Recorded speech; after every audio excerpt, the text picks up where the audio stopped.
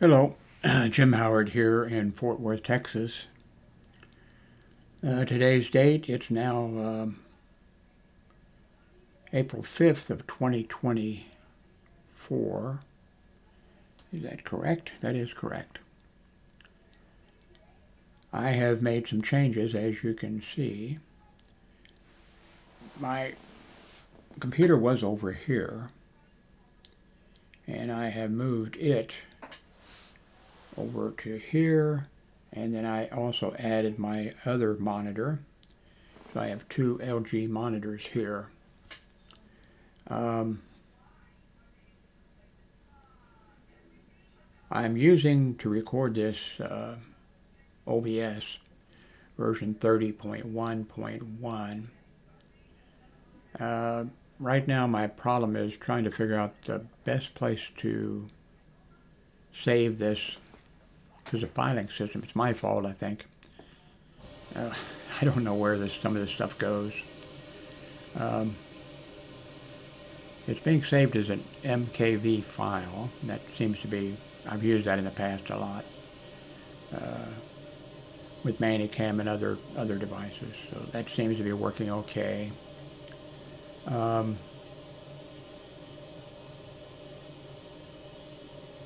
frames a second.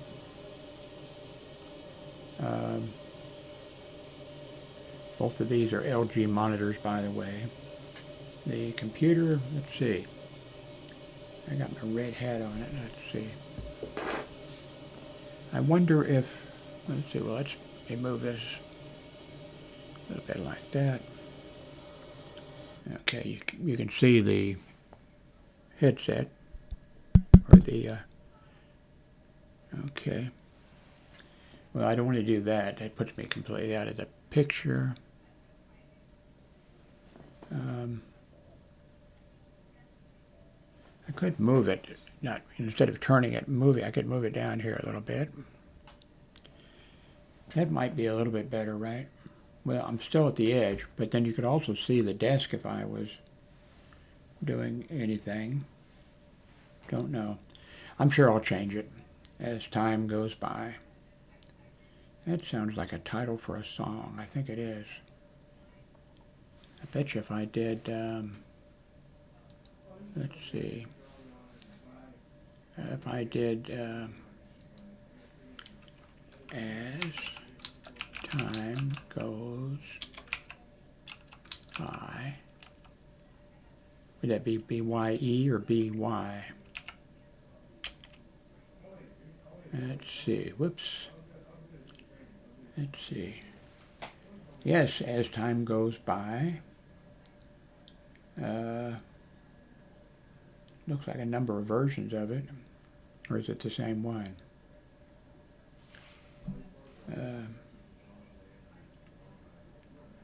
For some reason, that must be, yeah, Casablanca. That must be a song that played in that.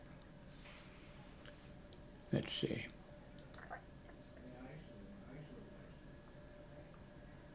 You must remember this. Oh, yes. I remember that now. Yeah, that was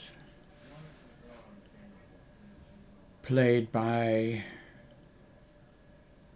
let's see, is that Paul Hendridge? The black actor in it. Who, was a piano player, I think. I'm not sure.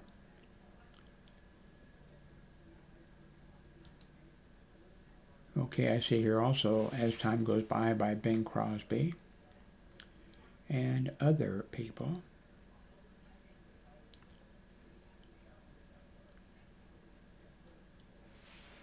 So,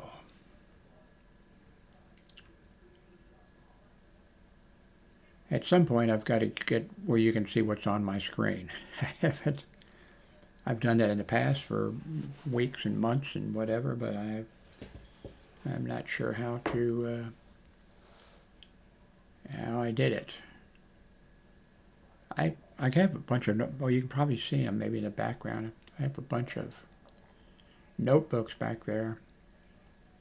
You can see that stack right in front of my public radio.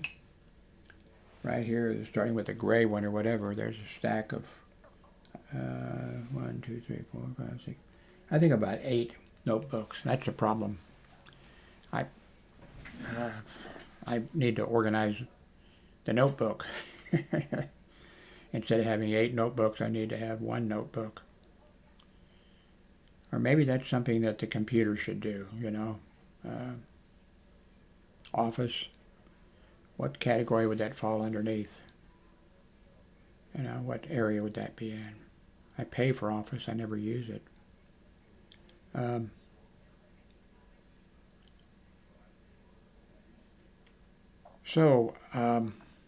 It's 1 a.m. My head looks so bad, I better put this hat on it. A couple of people mentioned that it looks like a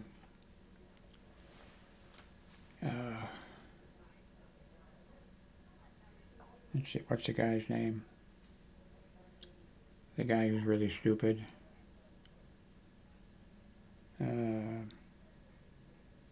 Was actually President of the United States.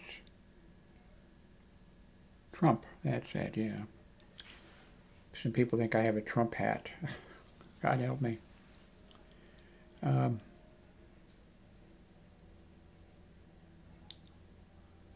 Everything right now is pretty well, I mean, as soon as I get this working the way it should.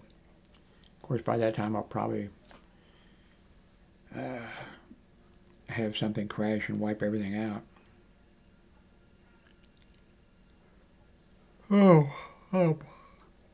I've cleaned a little bit of the stuff off my bed. When I get that cleared off my bed, I can go to bed. I guess let me swing this camera around and you can see my bed. Because I've mentioned, I think a lot of you have seen it, but you know, this is a small room here. And this is my cell. I think of it as my cell. But every time I want something, I have no idea where it is, and it's all stacked on top of each other and all that kind of stuff. And so the stuff all goes on the bed.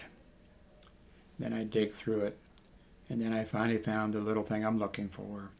And I take it out or whatever, and then the stuff stays on the bed. And then at some point, I want to go to bed. And it's, well, I've taken a bunch of scrap edits. I took some off, some big pieces, I guess.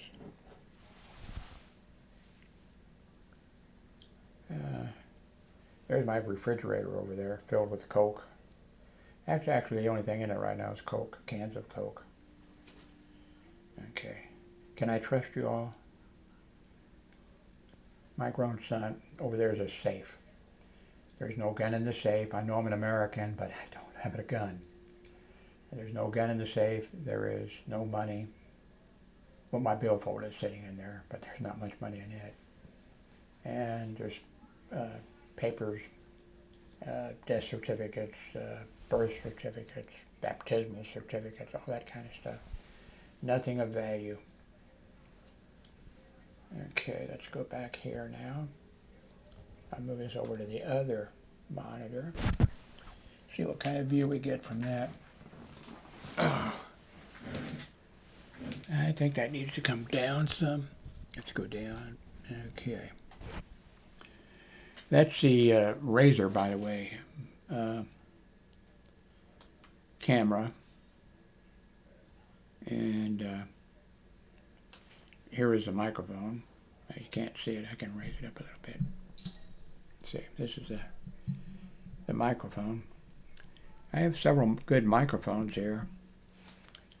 And I have a couple good cameras too.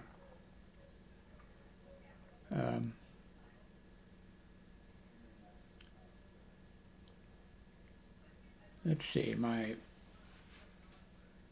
panel here on my screen in front of me shows 30 frames a second. CPU is at, just jumped up to 2%. I have been talking for 9 minutes. A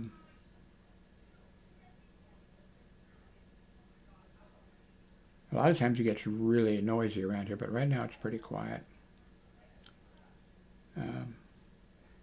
Darlene is sleeping. She'll be waking up probably in a little bit because she wakes up about this time and leaves the dining room, which is her bedroom, but she also, that's her like TV room because she lays on the bed and watches nonstop. She watches the game shows during the daytime, and then she watches movies, horrible movies that she loves. I think maybe tomorrow there's a Chinese restaurant place not far from here, and they deliver, and they have a pretty good deal in the morning. I'm not sure what time it ends, but I mean they're open like all day, but in the evening or whatever, whenever that starts, the price of the food goes up. But in the morning, we can get, well, it's what I like. And Darlene and my son's not so crazy about, but anyway, I can order for $20. No, I think it's $15. I can order fried rice, and I'm not sure if it's General Chow's chicken or whatever it is. That's good, and comes with what do you call that thing that they throw in? I think you can get one for $1 that they throw in, and I pay $5 for them to deliver it. Not very far. It's about 3 blocks away, I think, maybe less. And so it comes pretty quick, and there's enough for me. And Darlene eats a little bit, and my son eats a little bit, and then usually the next morning there's a little bit of left, But I just, when it comes in, I eat it, and the next morning I let them fight over it. I'm kidding about that. They're not fighting over it, but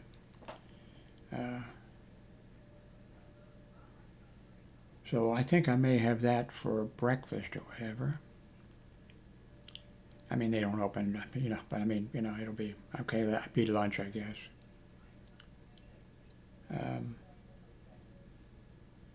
I could get the menu and show it to you.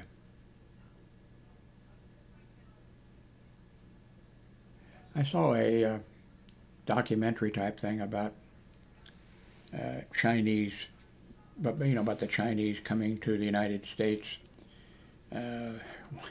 when we wanted them, back in the olden days, to build the railroad across the United States and to do other things like that. As soon as they, of course, they were, to get across the United States with the railroad, they had to, blow up holes in the mountains to get the trains through and that kind of stuff. And, a lot of them were, died, doing construction work, and I'm sure some of them were really mistreated. And there were several other things that the Chinese did that, for the United States. And then at some point, immigration law or something was passed, and it was like, get the hell out of here. Go back to where you came from. But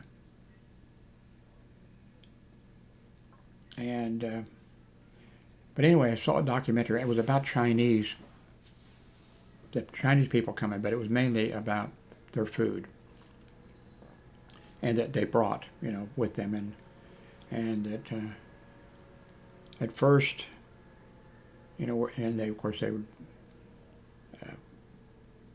be working. They'd be in a community doing whatever they had to do, and there'd be people, building through the mountains and all this kind of stuff, and all this So at some point the Chinese, I'm not sure if it was the women, I'm not sure how many women came, but then they started they did laundry, they did laundry because workers, not just all Chinese workers, but U.S. workers too. So the Chinese were doing, doing their clothes, but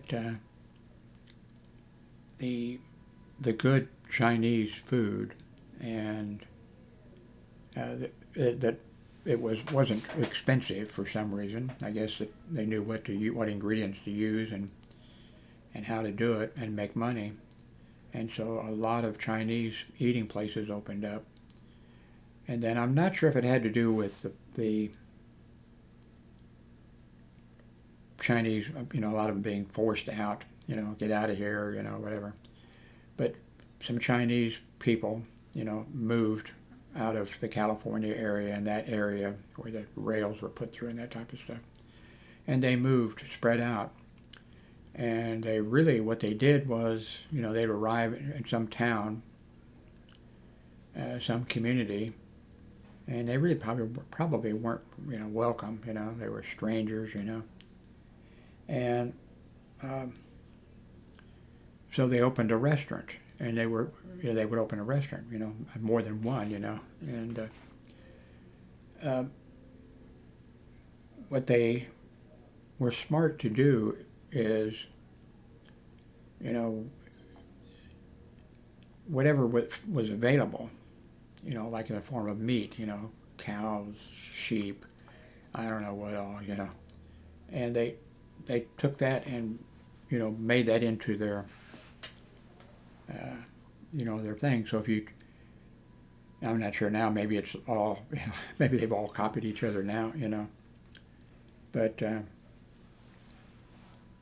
so back then, I guess, if you were traveling, say you were, driving cattle across the country or something like that, and, you might arrive at a town or whatever and sell some of your cattle or horses or whatever you were dealing with, And then I guess you'd maybe pop in to get something to eat, and you'd go in and, wow, that's good.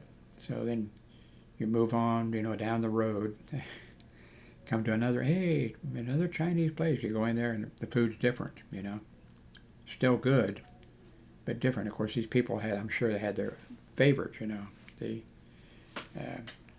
Americans, So the documentary I saw, somebody, well, more than one, I'm sure, had collected menus, and that was kind of interesting. General Chow's, let's see, General Chow's. I think I'm saying that wrong. General Chow's? Is that? Anyway, like we all know, Americans, Of course, a lot of Chinese are here, Americans, and everybody else, But, so like I've ordered in my life a lot of General Chow's chicken, And this documentary, they went to China, and they got off the boat, or the airplane, I guess, there, and, okay, the Americans are doing this documentary or what, Okay, we like some General Chow's chicken. What? General Chow's chicken. We don't know what you're talking about. So I guess it really was a general. I probably got the name wrong. There was a province or whatever in China where he was a general, and a hero, for the Chinese, whatever was going on at that time. And so anyway, these people doing the documentary, they went to whatever province that was, Oh, there's a statue, General Chow, let's get some, so go in, General Chow. No, we have a leader of our country, or the province here, and he was a great general, but he didn't cook, or anything like that. If I remember correctly,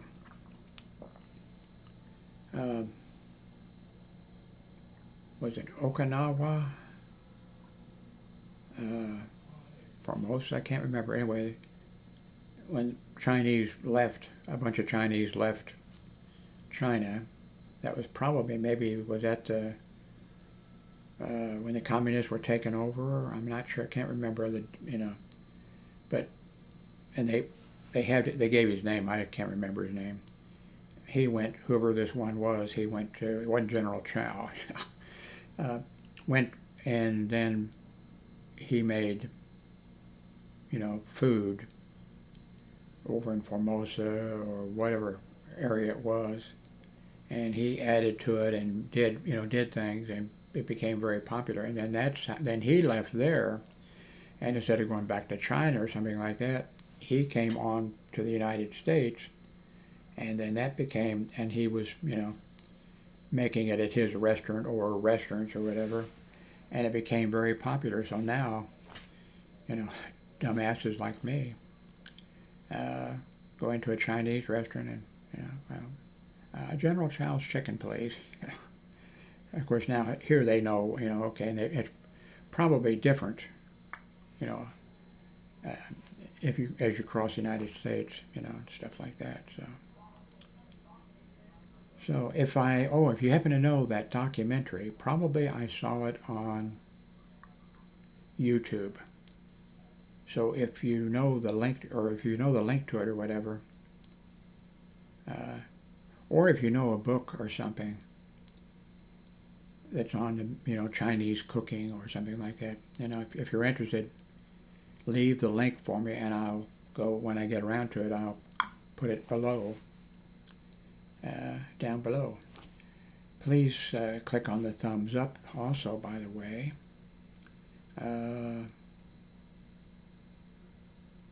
What else? Just if you think about doing stuff like that, I'll try to go through and put the links below. If you happen to find a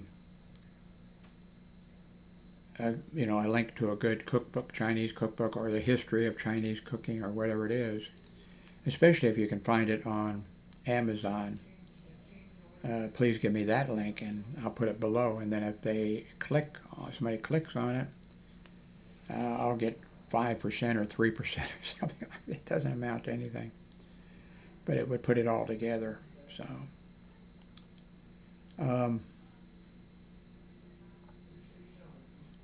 I see this thing on my OSB menu here. It says device not connected or not available. That doesn't sound good. I'll have to, well, I'm going to stop this now anyway. It's 22 minutes, and using 2.8% of the CPU, still 30 frames a second. That's not going to change. Anyway, I have to see what device not connected or not available. I have to see on that. I wonder, of course there's YouTube sites to go and see it. I wonder if there's a good book on OBS. That's probably what I need.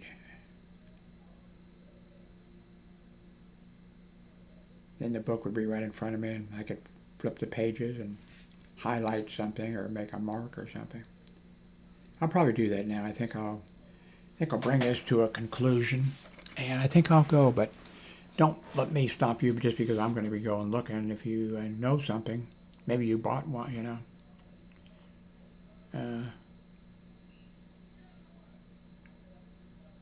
I think I linked to it in the past.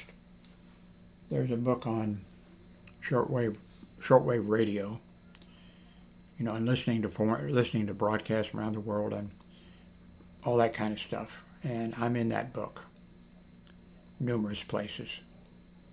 I got credit for a bunch of things, and I got blamed for a couple of things. I did one thing really stupid. I was putting out for years, I put out, using a mimeograph machine, 500 copies a month. And, most of them going into the United States or Canada. And I was, head of the American Shortwave Listeners Club or whatever, a pioneering, thing. And I put out the publication for a long time.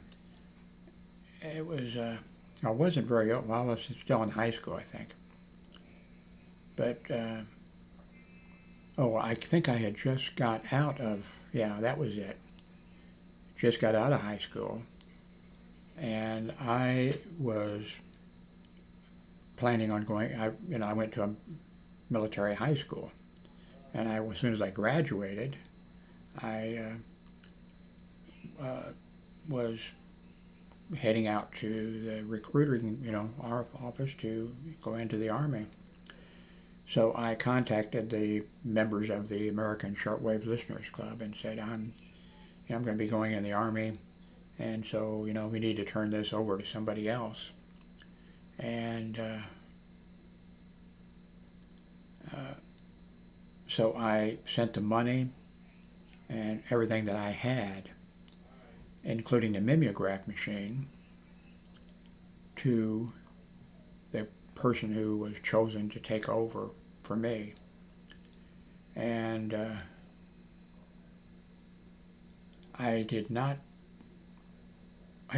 didn't know any better.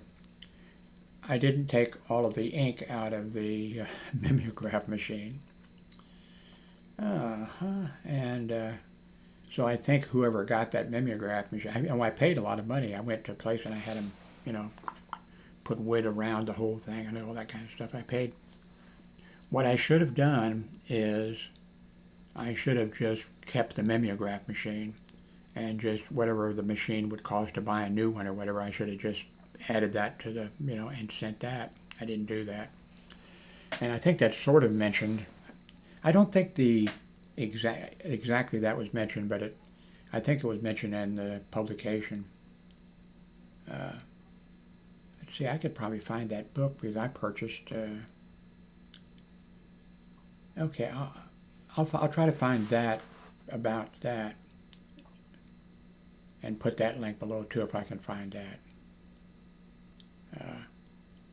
But when you look through that book, I've mentioned many times in there things that I did. I held a convention in Kansas City, Missouri, at the Mulebach Hotel, where some people came. I called for the forming of a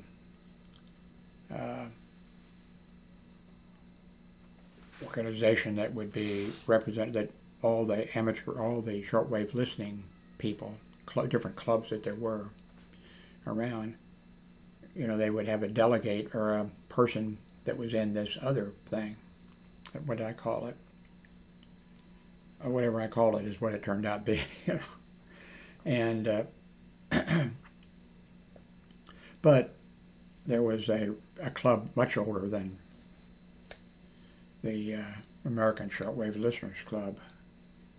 Actually, another guy actually started it, but at the same time I joined, immediately. I joined immediately. I joined all those things like that. And after 6 months or something like that, he decided, he didn't want to do it anymore. So that's when I became, for years, doing it. But and then I did a shortwave, a DX program over shortwave radio broadcast around the world, over from WRUL Radio New York worldwide.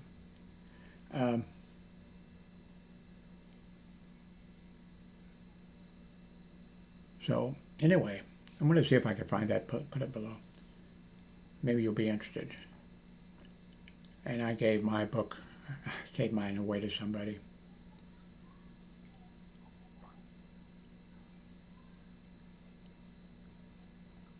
Anyway, thank you for watching.